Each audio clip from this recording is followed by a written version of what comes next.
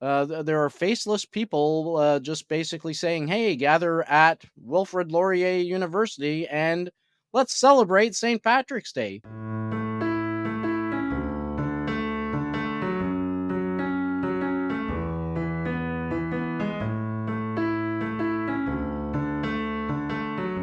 Hello and welcome to the next episode of Beneath the Law. I'm here with my good buddy Stephen Tighe. I'm your brother now. You've adopted me. Thank you. You know what? We got to keep that. I was gonna do an outtake, but no, let's keep it. Stephen Thiele, and I'm Gavin Tighe. The Thiele Thiele. Say that one 15 times. We're tied together. Say that one 15 times after 20 pints of Guinness on St. Patrick's Day. Okay, so now we're going to talk about our my favorite day of the year, St. Patrick's Day, which has morphed into, well, I don't know if it's morphed, but it's become quite the event for drunken debauchery. And you know what started out, I have to say, so just by way of background, my parents immigrated from Ireland, so I am 100% Irish, raised on, cuisine boiled beyond recognition, and church on Sunday. And St. Patrick's Day was a very religious event. St. Patrick's Day, I remember when I was a kid, and you'd go, it's changed now, but when I was a kid and you go back to Ireland, it was very solemn. St. Patrick's Day was not like jumping around and getting hammered in the street. It was, you went to church on St. Patrick's Day.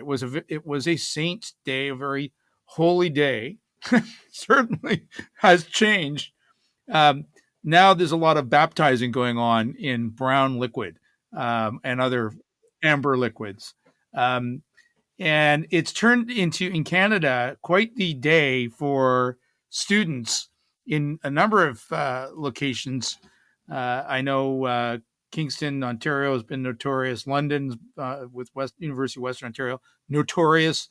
And one in Waterloo, which has its share of universities and has become rather notorious. And Guelph, I think, was another one where they really go bananas, not to take the Irish. We'll say they go potatoes rather than bananas. But they go, the kids certainly enjoy the festivities on St. Patrick's Day, but a lot of people don't. No, and what we're seeing now is cities have passed what they call nuisance party bylaws to prevent, I guess, unpermitted gatherings or impromptu gatherings. Maybe that's a better word for people who want to celebrate and come together and enjoy what is now a social event. Was there a movie that made St. Patrick's Day so popular that turned it into a party? I don't know. No, I think it just became like the proclivity to turn it into this. It's just become a day of drinking. So it's like it's lost all of its religious significance for another other significance. Look, Patrick's is a lot of fun. It's one of those. Yeah, of course. I think that there are a couple of holidays, if I can call them that, that are not particularly, they're not associated. Well, they may have origins in religion, but they've become quite secularized, and they're just a lot of fun. I mean, I think of, Halloween is another one. It's a lot of fun. It's a lot of parties on Halloween. It's one of those days everybody can relate to, and it's not really, no one can really get annoyed about it. St. Patrick's Day is the same sort of thing. Obviously, celebrating, Irish culture and heritage, but one particular aspect of it potentially more than others. Well, I think, Gavin, look, from generating economic activity, bringing people together, I think all these events are, very important to society, right? There's the other event too in October that takes place is Oktoberfest. Right, exactly. Where people get together, and it's just all about, with ethnic origins, right? But it's all about bringing people together, and we all live stressful lives, and these days are a good stress reliever for people. Yeah, so I think what your term impromptu, there's nothing impromptu about it. It's like this is happening on this date. So, March the 17th is St. Patrick's Day. And I take it that that's when the party's going to happen. But unpermitted and unsanctioned and, probably ungovernable are all words that could describe these gatherings in university towns. Yeah, and so what we're seeing, and you've raised various jurisdictions, the town of Wasaga, city of Hamilton. I'm sure a lot of municipalities have these what are called nuisance bylaws, but specifically targeted at these kinds of parties, which are being organized online by unknown people. There are faceless people just basically saying, "Hey, gather at Wilfrid Laurier University and let's celebrate St. Patrick's Day."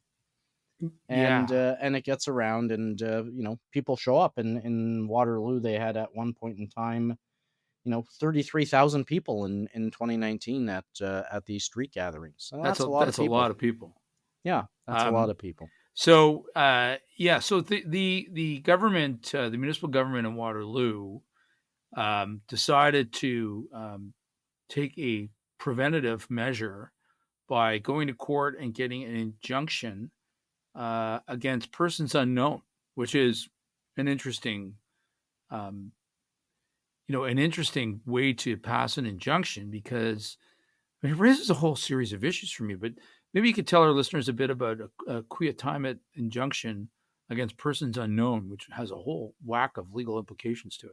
Yeah, so the Quia Timet injunction, which is a very, I guess, rare kind of injunction, you don't see it at all the time, is essentially obtained in a case where you want to prevent something from happening in the future. So, there used to be, those pay-per-view shows, and wrestling was one of them. But you would people would basically steal the satellite feed, right, and then show that at bars. And I can recall, decades ago where the organizers of these wrestling events would get injunctions before the event was aired to make sure that bars and restaurants were not stealing the satellite feed and that they were actually doing pay-per-view. And so that's the kind of injunctions that you would get. And then you'd actually have to go to the bars and everything and serve the order to make sure that they weren't showing the event. So a Quia Timet injunction is basically to prevent a future event. And what the city of Waterloo did in this particular case, Waterloo versus persons unknown, is they went to get an injunction to prevent St. Patrick's Day, unauthorized, I guess, or unpermitted St. Patrick Day's gatherings at within the city, particularly around the universities there, University of Waterloo, Wilfrid Laurier University, and Conestoga College. So just so I understand this, because I'm kind of scratching my head a bit about what's the point. Um, there would be a bylaw that says there can't be gatherings, there can't be noise violations, there can't obviously be all the other associated bad behavior that goes along with the revelry, which Yeah, is the public drunkenness yeah and other nonsense things. yeah, okay. I mean, we can talk about why that seems to be permitted in other contexts, but Right. in any event, the okay. So there's a law on the books already. So here it's happening. Go out and enforce the law. What's the point of the injunction? I suppose you could get people and hold people in contempt of court if they breach it. But will they have to be aware of that to be held in contempt? Well, I don't think the revelers are the ones who are necessarily being targeted. I think it's shutting down the advertising and the promotion on social media accounts. Again, I'm not sure in terms of the enforceability there. I think that's really hard to get because you've got to go and like go to Facebook and get Facebook to shut it down. Good Facebook luck. wasn't a party. Well, exactly, right? And They could care less. right, and Instagram, like where are you going to serve the order at the end of the day once you get it? I think from the city's perspective, Gavin, reading the decision, um, and the evidence, I guess, that they put forward, the cities are concerned that they're incurring all kinds of costs with respect to monitoring the gatherings, responding to calls from concerned residents, having to deal with the very few people who break the law and cause property damage. I mean, this is, I think, what kind of bothers me about getting the injunction, because an injunction is a pretty harsh remedy. It's not all the people who attend these gatherings who are being unlawful. In fact, I think when you look at the majority of the people, they're just enjoying themselves. And so, I look at it and I say, well, is the city taking too harsh an approach to these kinds of events? Yes, they're incurring all kinds of money, but then cities allow what, in the view of others, is unlawful activity, like encampments in our public parks, Yeah, and I mean, spending in Waterloo. more money Yeah, doing that. So, I mean, we talked about that case a number of episodes ago in the city of Waterloo, where there was a public park that was, this it wasn't a 1-day event. Now, there wasn't 33,000 campers in there, but there was enough, and they were hanging around for a lot longer than 1 day, and they had basically taken over a park in Waterloo.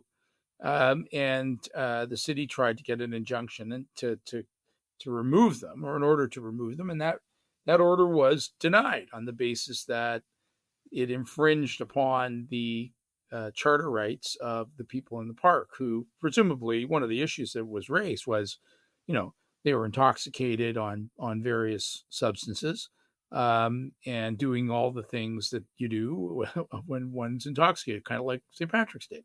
well, So and causing a nuisance in the park. sure, and if to the exclusion of the residents, and that injunction was not granted. There was no, they were not ordered to be removed from the park. In fact, I'm sorry, I'm getting it mixed up. There was an order that they not be removed from the park. It was Correct. the opposite.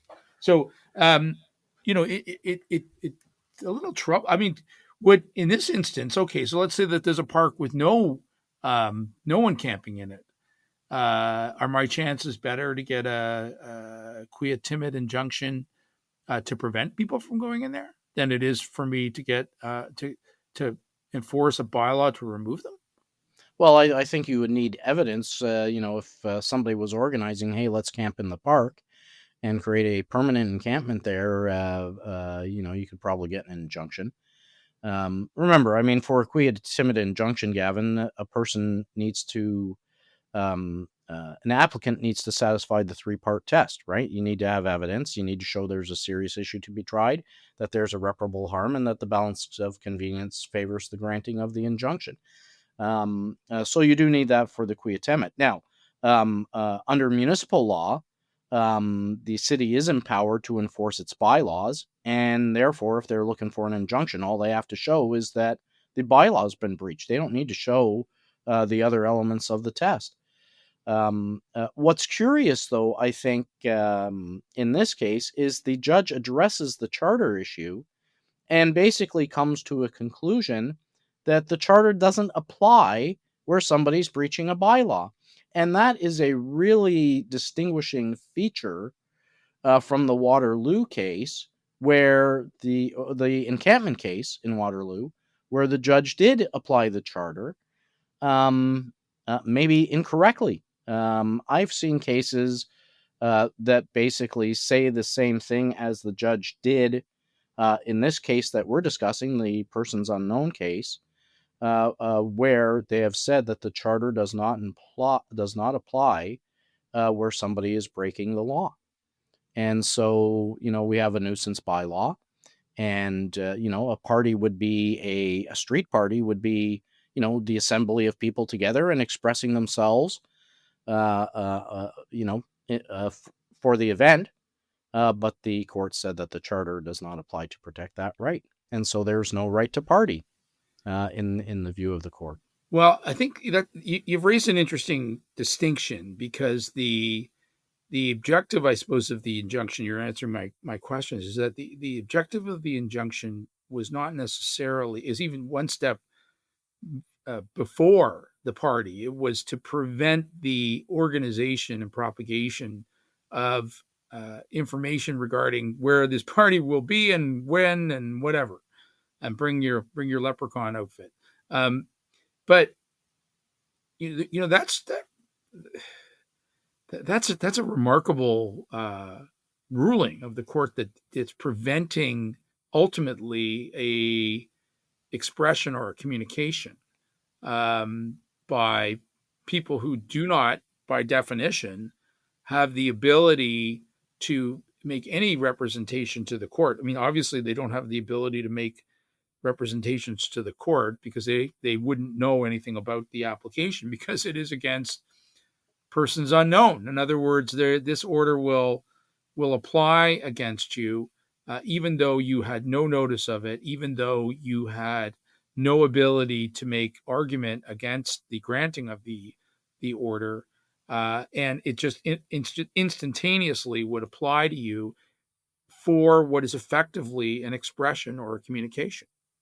Yeah, and look, from a practical level, and we touched upon it earlier.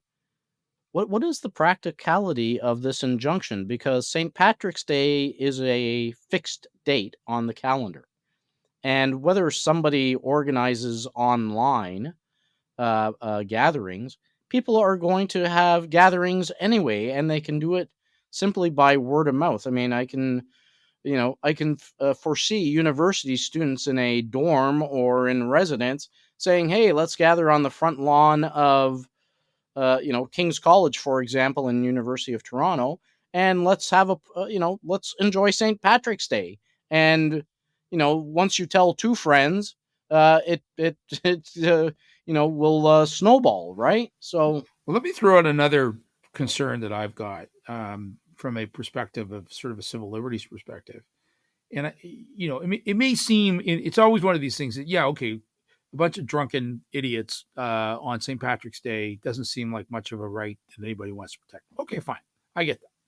But let's talk about what this order is. It's an order of the court against people who had no notice of it and who are not named in it. It's a blanket order that prevents communication with respect to gatherings on a given, what is originally religious feast day. Now, let's say that I wanted to organize on my Facebook page, I don't know, a procession to St. Patrick's Cathedral. Would I be in breach of the injunction if I were to send that out in my, I don't know, my church bulletin? In a different context, with the trouble that I have is the court enjoining communication that the court hasn't even seen yet.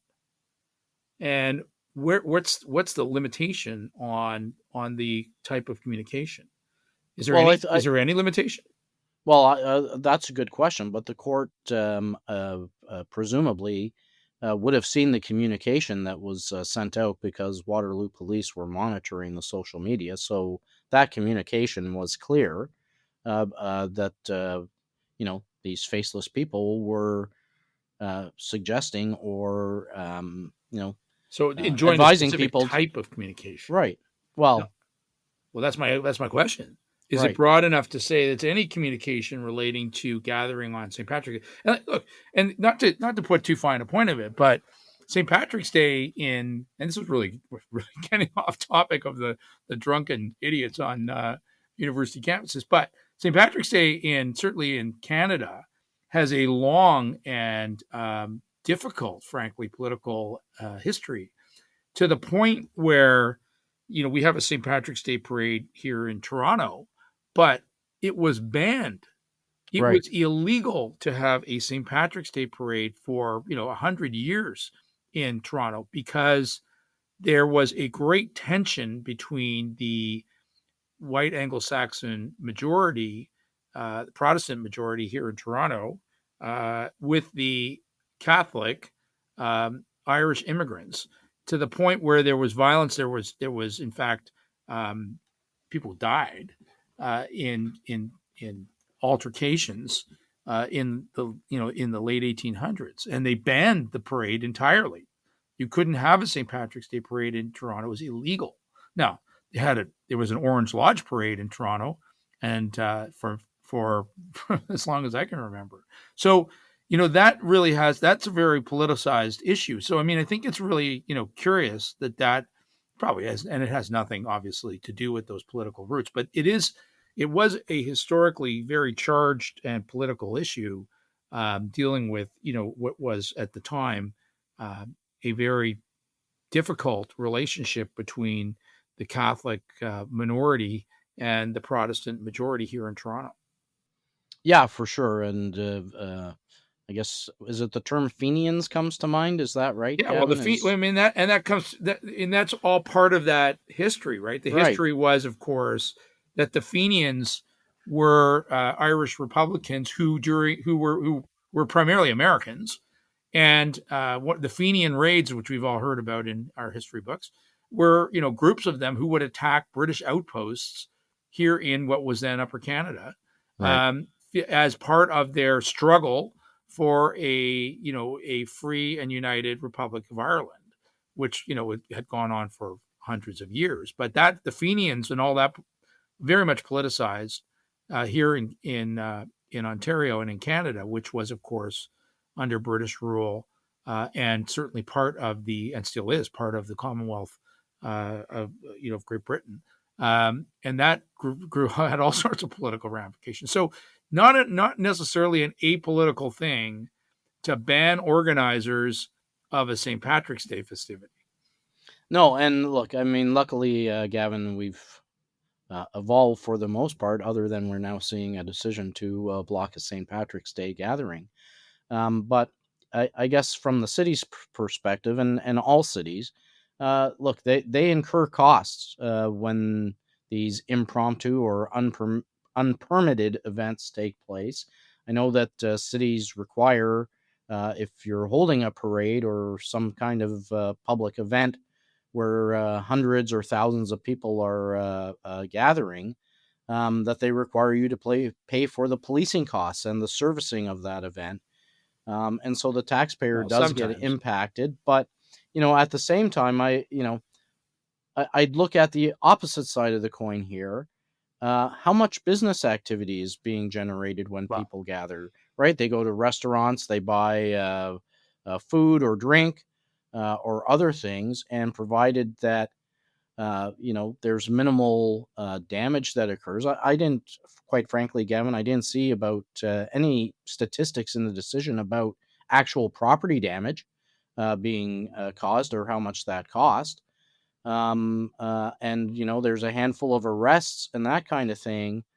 So is the injunction potentially too overbroad, or maybe it's an opportunity for others to actually organize permitted events, and create better economic activity, and um, uh, you know make people proud that to celebrate St. Patrick's Day and have fun celebrating St. Patrick's Day. So yeah, I mean, I think one of the things that we try to do on this podcast is we talk not only about the decision but also the underlying social policy aspects that get into it, and why the court's doing what they're doing, particularly in these types of cases where resorts are made to the court to enforce what is basically a public policy objective by a municipal government. So, I tend to agree with you in a great many ways. I think there's really two approaches that municipalities can take. They can either embrace the gatherings and legitimize this to some extent, and potentially, get control of it and turn it into a positive, or they can clamp down on it and make it very, impossible. I mean, to undertake, and you end up with all sorts of altercations. And it really does happen a lot in the university settings. I'm really going to date myself, but I went to Queens many, many years ago in Kingston, Ontario, and they now still have these we see it on TV every year, the homecoming events where there's street parties and the police are rolling in with tear gas and the rest of it, as if this was and then I remember when I was there one year, And that was true. And then one year the city just said, you know what, great. You have your street party. It's all, you'll block the street off. They had a concert on the street. They turned it into a big event, and I don't think there was any tear gas or whatever. Seemed to be no particular issue with it. Then they've gone back now to this sort of, we're going to roll in the riot police and, in come the stormtroopers. I wonder, like, what is the thinking with respect to that? I don't know why I guess, there are some events that I think, you would want to shut down. There are, hate motivated events or what have you. If you had, I don't know, a Nazi march, you can see absolutely shutting that down. But, I think municipal governments need to sometimes step back and say, sometimes it's better to embrace, events and incorporate them and try to and make them better than it is to just bring in the as I said, the stormtroopers and with the riot police and try to shut everybody down. Well, and Gavin, look, I think there's a real fine line here.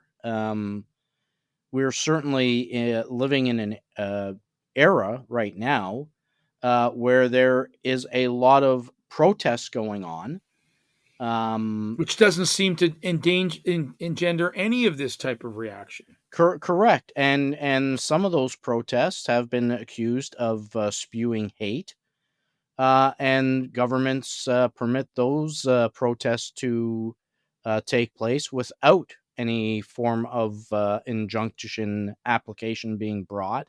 And here we have an injunction being brought where people are basically trying to enjoy themselves.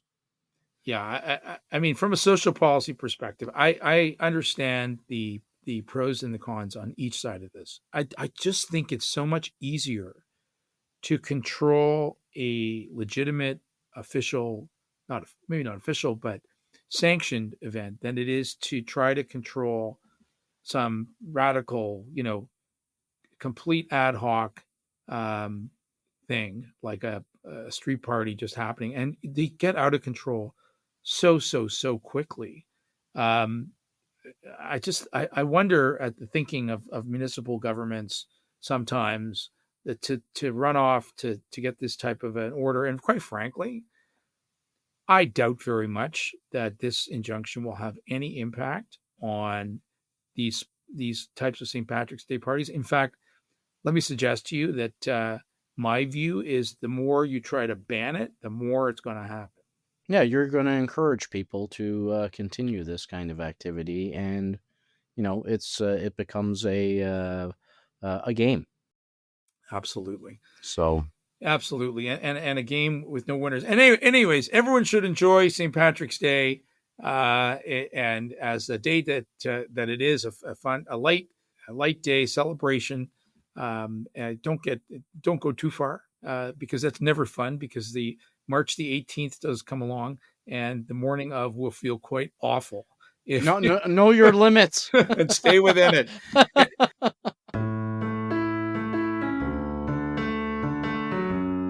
In any event, Stephen, always a pleasure, and thank you all for listening. I had a comment from a listener. First of all, that was fantastic, because when we get a comment from a listener, at least we know we have a listener who's listening. And one of the things they were saying was that that they didn't get enough sort of technical analysis on the legal issues. I have to say, appreciate that. Thank you for the comment. You're right. There's probably not a lot of great technical analysis in these podcasts. That's on purpose. One of the aspects of this podcast is not going to be the submission that we would make in a courtroom. It's not going to be the type of technical analysis that we would put into, for example, a factum that we were writing in a court case. It's more to talk about some of the issues as we see them in the courts dealing with them, and the function in our society of the judicial branch of government in governing us as a society. And you're going to hear a lot of opinions on this podcast, even some of which you're not going to like, and that's kind of fun. And some of which you might agree with, and some of which you won't. That's the way opinions are. Isn't that what the practice of law is all about? I mean, get 35 lawyers in a room, and they'll give you 35 different opinions. 100%. And one of the things that's really great is we argue cases all the time.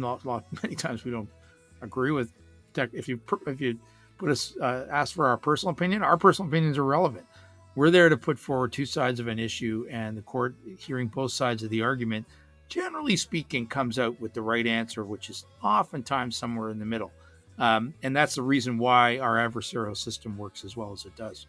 And I think opinions matter. And if you don't agree with ours, please let us know. It's great. It's great to get. I love hearing a contra opinion. It makes you think about your own and tests, some of the suppositions that you base your views on. And it's always great to have your own opinion evolve by listening to someone else's view on the subject. And that's ultimately, I guess, what we're all trying to do. And certainly, Gavin, neither you and I are above the law, because everyone is beneath it.